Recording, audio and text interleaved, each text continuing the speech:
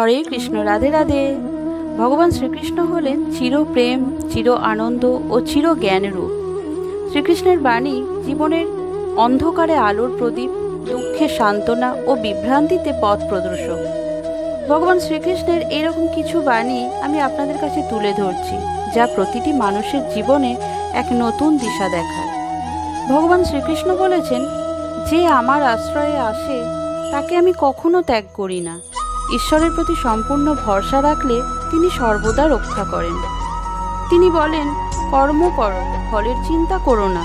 নিঃস্বার্থ কর্মই জীবনের শ্রেষ্ঠ উপাসনা। যে নিজেকে জয় করতে পারে সে সমগ্র বিশ্বকে জয় করতে পারে। মনের ওপর নিয়ন্ত্রণই হলো সত্যিকারের বিজয়। মন শান্ত থাকলে জীবন সুন্দর হয়।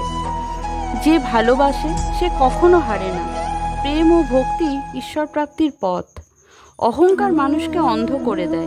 নম্রতা ও বিনয়েই আসল মহত্ব। যে নিজ কর্তব্যে স্থির সে পরম সুখী। নিজের ধর্ম পালনই জীবনের মূল। যে অন্যের কল্যাণে বাঁচে সে সত্য ভক্ত। নিঃস্বার্থ সেবা ঈশ্বর সেবার সমান। ভক্তির চেয়ে বড় কিছু নেই।